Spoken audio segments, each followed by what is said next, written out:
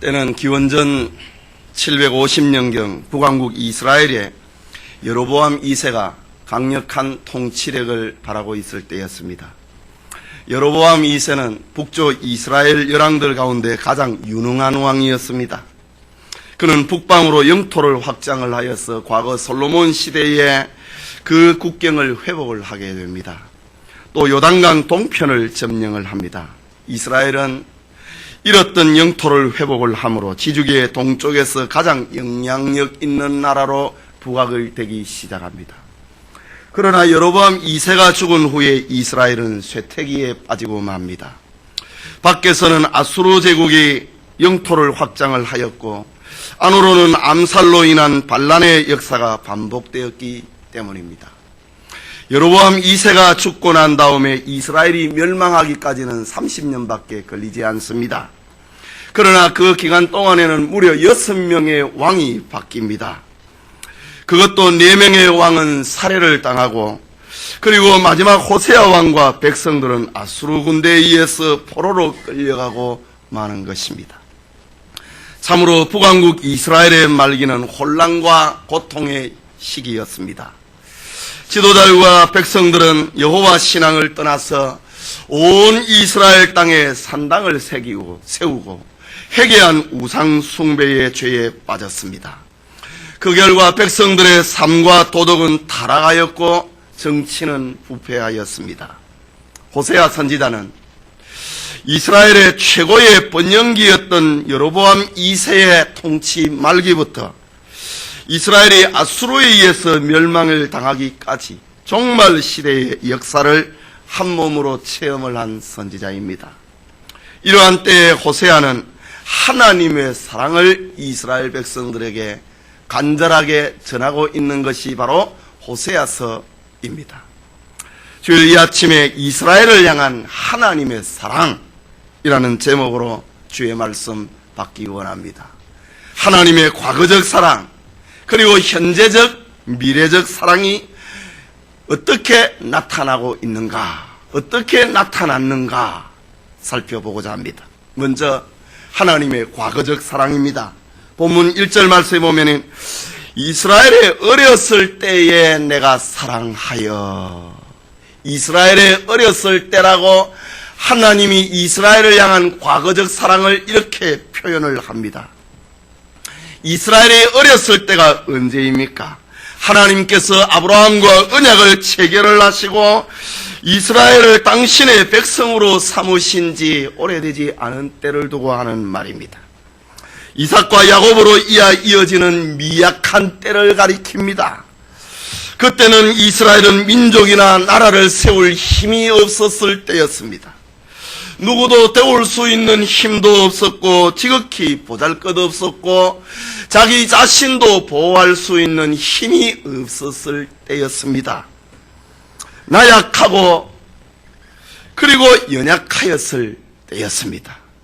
그때 하나님은 이스라엘을 애굽 나라의 종이 되어 있을 때에 스스로 의사를 결정을 할 수 없었고 다만 주인이 시키는 일을 하면서 살았을 그때에 하나님께서는 저들을 구원해 내셨다. 주인의 말을 따르고 스스로 의사결정을 할 수 없고 주인이 시키는 일을 하는 그것만이 저들의 유일한 생존의 길이었습니다. 그러나 하나님은 이스라엘이 이렇게 어렸을 때에 저들을 사랑했다 라고 성경은 말합니다. 아무 조건 없이 하나님이 이스라엘을 사랑했습니다. 이스라엘을 향한 하나님의 사랑은 오늘 본문에는 크게 8가지로 나타나고 있습니다. 이스라엘을 향한 하나님의 사랑이 어떠한가? 첫째는 아들이라고 부르는 선택적인 사랑입니다. 본문 1절 말씀을 다시 보면은 이스라엘의 어렸을 때에 내가 사랑하여 내 아들을 애굽에서 불러내었거늘. 이스라엘 백성들을 가리켜서 지금 멸망의 시대를 걷고 있는 이스라엘 백성들을 향하여서 과거적인 하나님의 사랑을 상기를 시켜주고 있습니다. 이스라엘이 어렸을 때에 내가 너희를 내 아들이라고 불렀다. 선택적인 사랑입니다. 아무에게나 아들이라고 부르지 않지 않습니까? 많은 사람 가운데서 이스라엘만을 향하여서 내 아들이다 라고 부른 것입니다. 이것은 바로 선택된 사랑관계를 나타내는 말입니다. 이스라엘은 하나님께 아들이 될 만한 자격이 없었고 조건도 없었습니다. 그러나 하나님의 사랑이 이스라엘을 사랑했다. 우리의 생각으로는 우리는 이해관계에 따라서, 혈연관계에 따라서 우리는 이웃을, 친구를, 부모를, 형제를 사랑을 하지만은 하나님은 아무런 관계가 없었다 이거죠. 조건이 없었다 이거죠. 사랑받을 만한 조건, 어떤 이해관계가 없었는데 하나님께서는 이스라엘을 가리켜서 내 아들이라. 선택적 사랑입니다. 그것은 이스라엘에 의지하고 관계없이 하나님이 사랑하시는 주권적인 사랑입니다. 이것을 가리켜서 아가페의 사랑이라고 합니다. 하나님이 이스라엘을 사랑했다. 아들이라고 불렀다. 선택적 사랑입니다. 둘째는 저들을 구원했다고 합니다. 이스라엘에 어렸을 때에 내가 사랑하여 내 아들을 애굽에서 불러내었거늘. 이스라엘 백성들의 그 출애굽의 역사를 두고 하는 말입니다. 430년 동안 노예 생활을 하고 있는 이스라엘 백성들, 애굽의 종이 되어서 저들의 시키는 대로 해야만 하는 것이 저들의 유일한 생존의 방법이요 길이었는 저들을 하나님께서 애굽에서 불러내었다, 구원했다 라고 합니다. 자유를 박탈당하고 생명이 유린을 당하는 애굽에서 하나님께서는 이스라엘을 내 아들이라고 부르시고 저들을 불러내었다, 저들을 구원해내었다 라고 합니다. 저들을 새로운 땅, 자유와 안식이 있는 땅, 젖과 꿀이 흐르는 가나안 땅, 아브라함에게 약속을 하신, 아브라함과 이삭과 야곱에게 약속을 하신 그 언약의 땅으로 저들을 불러내었다 라는 말입니다. 계속해서 오늘 본문은 3절에 내가 에브라임에게 걸음을 가르쳤다. 여기 에브라임이라고 하는 말은 요셉의 둘째 아들 에브라임이지요. 이 에브라임이 북왕국 이스라엘에서 가장 번성한 지파가 됩니다. 야곱이 임종을 앞에 두고 12아들들에게 그 축복을 할 때에 요셉에게 와서는 요셉을 축복을 하지 아니하고 요셉의 두 아들 에브라임과 므낫세에게 축복을 합니다. 그런데 요셉의 두 아들 에브라임과 므낫세에게 축복을 하면서 둘째 아들 에브라임의 머리에 야곱은 오른손을 올립니다. 하나님께서 에브라임을 크게 하실 것이라고 야곱을 통해서 축복을 했습니다.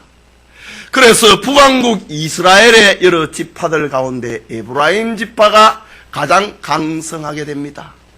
그래서 북왕국 이스라엘의 별명이 에브라임이 됩니다. 그런데 하나님께서 에브라임에게 걸음을 가르쳤다. 부모가 자식에게 걸음마를 가르치듯이 100일이 지나고 2돌이 되면은 부모가 자식의 손을 잡고 한 걸음씩 한 걸음씩 떼보라고 합니다. 하나님께서 이스라엘 백성들에게 걸음을 가르쳤다. 걷는 법을 가르쳤다. 손을 잡고 이스라엘에게 서는 법을 가르쳤다. 하나님께서 이스라엘을 곁에서 보면서 기는 법을 가르쳤다. 한 걸음 한 걸음씩 바르게 걸을 수 있도록, 설 수 있도록, 걸을 수 있도록 걸음을 가르치셨다. 어린 이스라엘을 하나님은 이렇게 걸음을 가르쳤다 라고 합니다. 계속해서 3절 말씀에 내가 에브라임에게 걸음을 가르치고 내 팔로 안을지라도 팔로 안았다. 이스라엘을 하나님께서 팔로 안았다. 하나님에게 무슨 팔이 있습니까? 하나님은 영이십니다. 하나님은 영이시니 예배하는 자가 신령과 진정으로 예배할지니라고 우리 예배 시간마다 예배의 선언문이 있지 않습니까? 그런데 하나님이 영이신데 영이신 하나님이 이스라엘을 사랑하는 그 표현을 다양하게 표현을 하고 있는데 팔로 안았다라고 표현을 합니다. 부모가 자식을 품에 안듯이 팔로 안아주었다고 하는 말입니다. 이스라엘이 사랑스러울 때 하나님은 팔로 안아주었습니다. 이스라엘이 울고 있을 때 하나님은 품에 안아주었습니다. 이스라엘이 괴로울 때, 이스라엘이 피곤해할 때에 부모가 자식을 품에 안듯이 하나님께서 이스라엘을 안아주었다. 지금 하나님 이스라엘을 이렇게 키웠다 이 말입니다. 계속해서 3절 후반부에 내가 저희를 고치는 줄을 고쳤다라고 합니다. 고쳐주었다 이지. 병이 들었을 때 치료해 주었다고 하는 말입니다. 상처 났을 때에 그 부위를 치료해 주었다고 하는 말입니다. 저 사사시대에 수많은 이방의 적들에 의해서 고통을 당할 때 하나님께서 저들을 치료해 주었다고 하는 말입니다.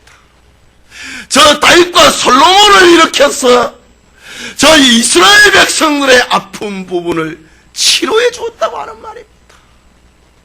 선지자를 보내어서 제사장을 세워서 이스라엘 백성들의 아픈 부위를 하나님이 치료해 주었다라고 표현을 하고 있습니다. 이스라엘 백성들이 삶의 원리에서 어긋난 길을 갈 때에 저들을 치료해 주었다, 고쳐 주었다. 부모가 자식에게 어긋난 길을 가면은 이렇게 하면 안 된다고 고쳐 주었듯이 하나님께서 이스라엘을 이렇게 사랑했다 라고 합니다. 계속적으로 4절 말씀에 내가 사랑의 줄, 사람의 줄, 곧 사랑의 줄로 저희를 이끌었고, 사랑의 줄로 이끌었다고 합니다. 줄로 이끌었다. 요즘 애완용 강아지를 끌고 밖에 나갈 때에 목에 줄을 감고 이렇게 끌고 가잖아요. 저 시골의 농부가 소를 끌 때에 소가 갈 길을 알지 못할 때에 주인이 소를 끌고 갑니다. 방향을 끌고 갑니다. 하나님께서 이스라엘에게 저들을 이끌었다. 그러나 하나님께서는 이스라엘을 짐승처럼 다스린 것이 아니라 하나님의 자녀로 다스렸다. 노예처럼 학대한 것이 아니라 아들로 대하였다. 하나님은 사람의 줄, 곧 사랑의 줄로 저들을 이끌었다. 하나님이 저들을 이렇게 사랑했다 이지. 방향을, 갈 길을 하나님께서 이끌어 주었다 라고 합니다. 사랑의 줄로, 십자가의 줄로 이끌었습니다.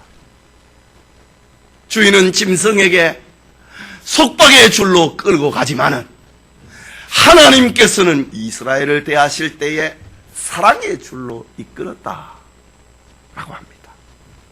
계속해서 하나님은 멍에를 벗겨 주었다고 합니다. 4절 중간의 말씀, 저희에 대하여 그 목에서 멍에를 벗기는 자같이 되었으며.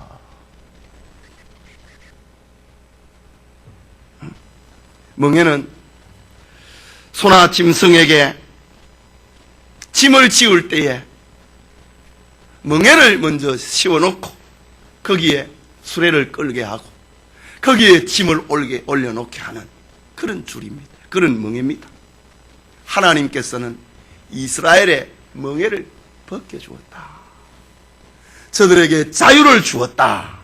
저들에게 해방을 주었다. 저들에게 참 안식을 주었다 라는 말입니다. 하나님은 애굽이라고 하는 멍에를 벗겨 주었습니다. 하나님은 블레셋이라고 하는 멍에를 저들의 목에서 벗겨 주었습니다. 하나님은 이스라엘의 죄라고 하는 멍에를 벗겨 주었습니다. 멍에를 벗겨 주었다 라고 합니다. 마지막으로 먹을 양식을 주었다고 합니다. 4절 후반부에 저희 앞에 먹을 것을 두었었노라 라고 합니다. 하나님은 이스라엘이 어렸을 때에 애굽에서부터 불러내신 이후에 광야에서 먹을 양식을 주었습니다. 하나님은 이스라엘에게 하늘의 만나를 주셨고 메추라기를 먹게 하셨습니다. 반석의 생수를 먹게 하셨습니다. 낮에는 구름 기둥으로 밤에는 불 기둥의 양식으로 저들에게 함께 주었습니다. 가나안에서는 저들이 세우지 않은 성읍을 주었고 저들이 짓지 않은 농산물을 저들에게 먹게 하셨습니다. 가나안 땅에서 하나님께서는 이른 비와 늦은 비에 은총을 입혀 주었습니다. 하나님이 먹이시는 양식 앞에 이스라엘은 굶주림이나 수고로움이 없이 날마다 풍성하였습니다. 지금 오늘 호세아 시대에도 이스라엘 부왕국 이스라엘에 있어서 가장 강력한 시대, 하나님이 먹이시고 입혀 주었다라는 말입니다. 이처럼 하나님께서는, 이스라엘을 사랑하신 하나님께서는 저와 여러분의 과거에도 하나님은 사랑하셨다 그 말입니다. 하나님이 언제 나를 사랑하셨느냐라고 말할지라도 하나님은 우리를 사랑했다. 자식이 부모를 향하여서 엄마 아버지가 나를 언제 사랑했냐고 하는 그런 불효의 표현을 할 때에도 부모는 자식을 향하여 그 마음이 사랑했다라고 말할 수밖에 없었듯이 하나님은 우리를 사랑하셨습니다. 사도 요한은 주님을 영접하는 자, 곧 그 이름을 믿는 자에게는 하나님의 자녀가 되는 권세를 주셨다고 했습니다. 하나님은 갈 바를 알지 못한 우리를 사랑해서 세상에서 교회로, 저 죄의 종에서 의의 종으로, 사탄의 종에게서 하나님의 자녀로 우리를 불러주셨습니다. 우리에게 걸음을 가르치시고 있습니다. 하나님의 자녀된 삶의 길을 하나님은 우리에게 가르쳤습니다. 팔로 안아주시고 고쳐주시고 사랑의 줄로 이끄시는, 그리고 온갖 종류의 멍에를 우리의 목에서 우리의 등에서 벗겨주시는 하나님이셨습니다. 그리고 우리에게 날마다 생명의 양식을 먹이셨습니다. 이 진리를 깨달았던 바울은 나의 나된 것은 하나님의 은혜라. 과거적인 하나님의 사랑을 고백을 하는 바울의 진실된 고백입니다. 내가 많은 교회를 핍박을 하였고 나는 지극히 작은 사도고 만삭되지 못한 자인데 내가 나의 나된 것은 하나님의 은혜라. 과거적 하나님의 사랑을 깨달은 바울의 눈물겨운 고백입니다. 하나님이 입혀주시는, 지금까지 나를 오늘에 이르게 하시는 그 하나님의 사랑을 깨달을 수 있는 우리가 되어야 된다 라는 말입니다. 그게 둘째로 하나님의 현재적 사랑입니다. 이스라엘이 어렸을 때에 하나님이 이스라엘을 사랑하셨습니다. 그 하나님의 사랑은 지금도 변함이 없다고 하는 말입니다. 호세아 선지자를 통해서 전해지는 하나님의 메시지는 범죄한 이스라엘의 현실에 전혀 개의치 아니하시고 지금도 이스라엘을 사랑하고 있다고 하는 것입니다. 그 사랑이 어떻게 나타나고 있는가? 그것은 지금 이스라엘 가운데 선지자를 보내신 것으로 나타났습니다. 하나님께서 자기 사람을 이스라엘 가운데 보냈다. 사랑하기 때문에 자신의 사자를 보낸 거 아닙니까? 선지자라고 하는 말은 하나님의 특별한 사역을 위하여서 하나님으로부터 보냄을 받은 사람을 가리킵니다. 선지자는 하나님의 뜻을 백성들에게 정확하게 전달하는 사람입니다. 그렇기 때문에 하나님이 보내시는 선지자가 없는 때는 불행한 때요, 어두운 때가 될 수밖에 없었습니다. 우리는 말라기 시대 이후부터 세례 요한이 등장하기까지 400년 동안을 가리켜서 암흑기라고 부릅니다. 왜 성경 시대 가운데서 암흑기라고 부르는가? 이 400년 동안 말라기 이후에 세례 요한이 등장하기까지 400년 동안 하나님께서 자기 사람을 안 보냈다 이 말입니다. 선지자를 보내지 아니했다 이지. 성경이 기록되지 않은 시대, 성경 말씀이 전해지지 않는 시대, 선지자를 보내지 않는 시대, 그 시대를 가리켜 암흑기입니다. 그러나 하나님의 사랑을 전달하고 있는 선지자가 있는 시간과 그 공간은 언제나 행복했습니다. 오늘 성경은 여로보암 2세의 활약으로 풍요를 느끼는 이스라엘, 그러나 영적 기갈 가운데 빠져있는, 그리고 멸망을 향하여 달려가고 있는 이스라엘을 향하여서 하나님께서는 호세아 선자를 보내어가지고 하나님의 이런 과거적, 현재적, 미래적 사랑을 전달을 하고 있는 것입니다. 뿐만 아니라 호세아 조금 전에는 아모스라고 하는 선자를 보내어서 하나님의 백성들이 살아가는 방법입니다. 정의와 공의를 따라서 하나님의 말씀대로 따라서 살아가는 그 방법임을 아모스 선자를 통해서 들려주었습니다.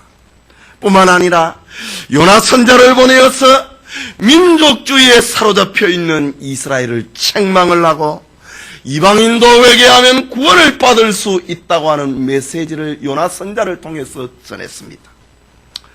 호세아 선자가 활동을 하고 있던 그 당시에 남왕국 유다에서는 하나님께서 이사야 선자를 보냈습니다. 그래서 자기 백성을 향한 구원은 오직 하나님의 은혜로 말미암는다고 하는 메시지를 전하였습니다.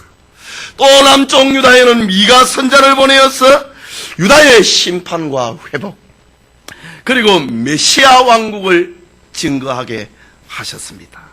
그렇다면은 여로보암 2세, 이때는 이스라엘 역사상 하나님 사랑의 절정기라고 해야 할 것입니다. 에레미야 선자는 에레미야서 7장 25절에 너희 열조가 애굽 땅에서 나온 날부터 오늘날까지 내가 네 종 선자를 너희에게 보내었으되 부지런히 보내었다 라고 말하고 있습니다.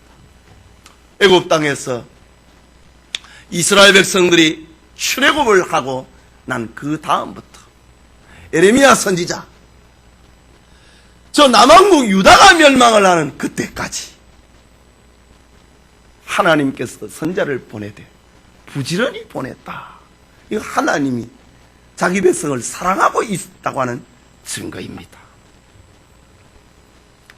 또 하나님의 현재적 사랑이라고 하면은 이스라엘을 향하여서 회개를 촉구하고 있는 것입니다. 하나님 앞에 죄인인 이스라엘이 사는 길은 하나님께 돌아오는 길 방법밖에 없습니다. 하나님께 돌아간다. 그것은 회개입니다. 당시 이스라엘이 회개해야 될 죄상을 성경은 기록을 하고 있는데 본문 2절을 보면은 선지자들이 저희를 부를수록 저희가 점점 멀리하고 바알에게 제사하며 아로새긴 우상 앞에서 분향하였느니라. 이스라엘이 회개해야 될 겁니다. 하나님이 호세아 선자를 보내어가지고 이스라엘 백성들이 하나님 앞에 돌아오라고 하는 겁니다. 선지자들이 저희를 부를수록 저희가 점점 멀리했다. 하나님이 선지자를 보내어서 자기 백성들을 부르는데, 이렇게 많은 사랑을 입은 이스라엘 백성들을 부르는데 부를수록 저희들은 멀리 가버렸다, 이 말입니다. 부모가 자식을 사랑하고 자식을 부르는데 더 멀리 도망가 버린 그런 페류나가 있지 않습니까? 이스라엘 백성들의 모습을 여기에다 비유합니다. 선지자들이 저희를 부를수록 저희가 점점 멀리하고 하나님이 저들을 부르는데 바알에게 제사하고 하나님이 저들을 부르고 있는데 아로새긴 우상 앞에서 분향했다 라고 합니다. 또 3절에는 내가 에브라임에게 걸음을 가르치고 내 팔로 안을지라도 내가 저희를 고치는 줄 저희가 알지 못했도다. 이스라엘을 치료해주고 이스라엘 백성들의 먹을 것을 주고 이스라엘들을 백성을 고쳐주는데도 하나님이 고쳐주는 줄로 생각 안 하더라 이거지. 응? 하나님의 은혜를 받고 있으면서도 바알이 자기들을 고치는 줄로 알더라 이거지. 이 죄 아닙니까? 응? 하나님이 저들을 고쳐주는데도 이스라엘은 하나님이 고쳐주는 줄 하려고 안 하더라 이거지. 이 죄입니다. 5절 말씀에는 저희가 애굽 땅으로 다시 가지 못하겠거늘 내게 돌아오기를 싫어하니. 이스라엘 백성들은 애굽에서 나왔잖아요. 애굽은 세상입니다. 애굽에서 나왔기 때문에 애굽으로 다시 돌아가면 안 되는데도 하나님으로 오려고 안 하고 애굽을 그리워하더라. 이스라엘의 죄다. 7절에는 내 백성이 결심하고 내게서 물러가나니 비록 저희를 불러 위에 계신 자에게로 돌아오라 할지라도 일어나는 자가 하나도 없더라. 참 호세아 시대의 이스라엘 백성들의 모습입니다. 내 백성이 결심을 하고 작정을 하고 하나님에게서 물러간다. 일어나라 해도 안 일어나더라 이거지요. 일어나라. 하나님의 소리를 듣고도 작정을 하고 안 일어나더라 이거지요. 이스라엘 백성들의 이런 죄를 호세아 선지자를 보내가고 회개해라 라고 말을 하고 있습니다. 이스라엘은 어릴 적부터 하나님의 사랑을 받은 백성입니다. 그래서 온갖 종류의 사랑을 경험을 했습니다. 그러나 저들이 장성을 하고 잘때자 하나님께로 돌아오기를 거절을 하고 온갖 축복이 하나님이 준 줄로 생각을 아니하고 바알이 준 줄로 생각을 하고 하나님의 사랑과 은혜로운 가르침을 거부하는 배은망덕한 죄를 두고 하는 말입니다. 저들은 은혜를 받으면 받을수록 더욱 강팍해졌다고 합니다. 선지자가 회개를 촉구하면은 그들은 오히려 결심을 하고 선지자와 논쟁을 벌였다고 하는 말입니다. 오히려 저들이 나온 땅, 종되었던 땅 애굽을 그리워했다. 왜 우리가 애굽에서 나왔던가? 이런 죄를 지었다. 요즘 표현에 하면 왜 우리 엄마가 날 낳았는가? 그런 표현입니다. 왜 하나님이 우리를 애굽 땅에 살도록 안 놔두고 우리를 여기요? 왜 우리가 이 전쟁이 많은 이 팔레스틴 땅에 우리가 살아야 되느냐? 그렇게 불평했다 라는 말입니다. 그럼에도 하나님은 이스라엘을 사랑하기 때문에 선지자를 보내서 회개를 촉구하고 있습니다. 호세아 6장 1절에 오라 우리가 여호와께로 돌아가자. 호세아 10장 12절에 지금 이곳 여호와를 찾을 때니 너희 묵은 땅을 기경하라. 호세아 12장 6절에 그런즉 너희 하나님 여호와께로 돌아와서 인애와 공의를 지키며 항상 너희 하나님을 바라볼지니라. 회개를 촉구하고 있습니다. 예배드리는 성도님, 이스라엘의 죄를 지적을 하고 회개를 촉구하는 선지자의 소리가 존재하는 동안에 이스라엘은 희망이 있습니다. 왜냐하면 하나님의 사랑이 단절되지 아니했기 때문입니다. 오늘 우리의 죄와 잘못을 지적을 내주는 하나님의 메시지가 존재하는 동안에 우리는 희망이 있다는 것을 들려줍니다. 회개의 메시지가 선포되는 동안에 하나님의 자녀들은 그래도 행복하다고 하는 말입니다. 오늘날 이 땅에 교회가 많다고 하는 것은 하나님이 우리를 향한 사랑의 표현입니다. 술집이 많아야 되겠어요? 교회가 많아야지. 교회가 이렇게 많아도 안 믿는 사람이 또 이렇게 많습니다. 그러니 교회가 더 많아야 되지 않겠어요? 저 유대인들은 남자 10명만 모이면은 회당을 지었지 않았습니까? 이것은 물질적 풍요와 죄악이 가득 차버린 세상에서 하나님이 우리를 사랑하고 있다고 하는 증거입니다.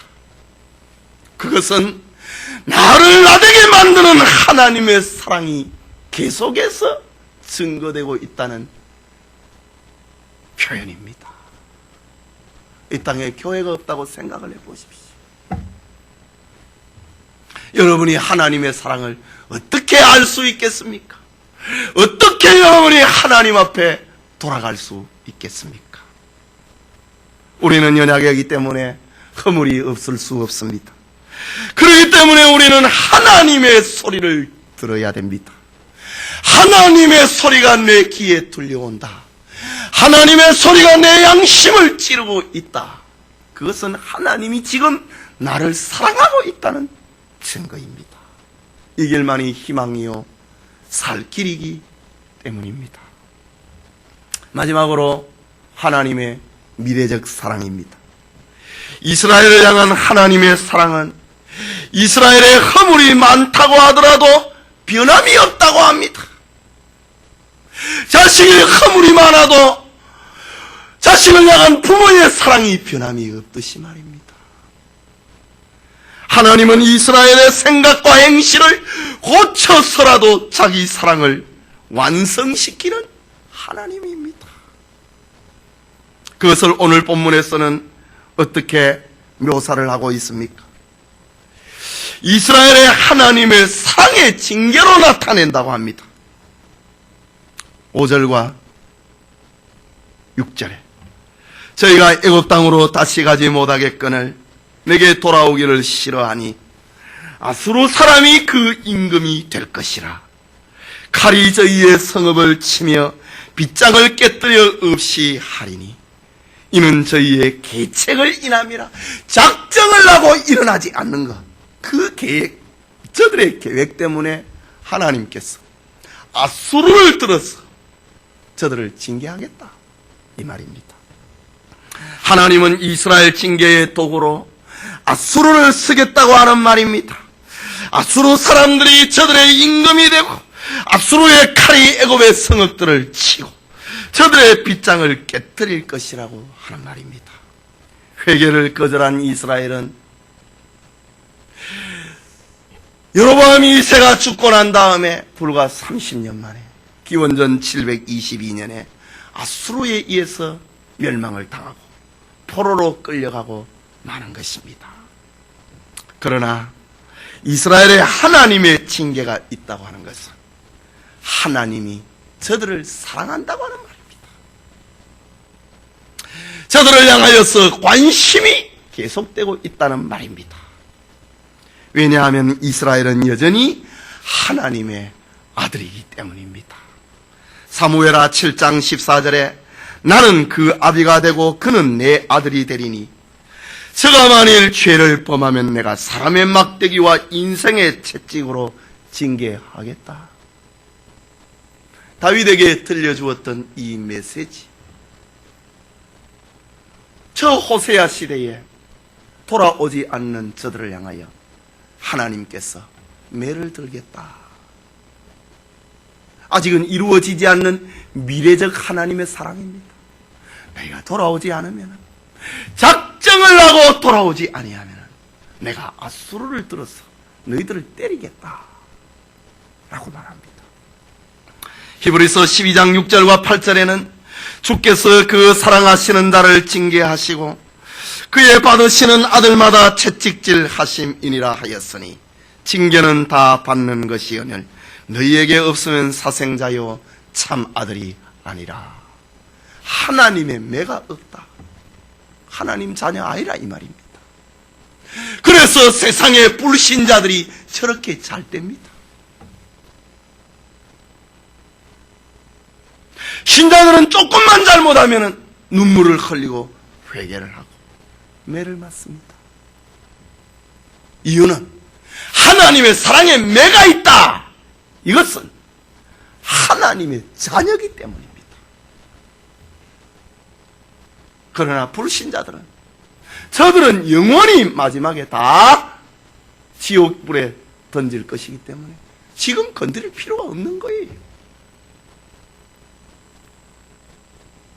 물론 하나님이 운행을 하시는 그 공의의 법칙에 따라서 벌을 받는 이들도 있지만 하나님이 직접 개입할 필요가 없는 거예요. 매를 맞는다. 매를 맞을 때 내 죄가 생각이 난다. 하나님의 자녀라고 하는 증거입니다. 계속적인 하나님의 미래적인 사랑은 징계로 끝나지 아니합니다.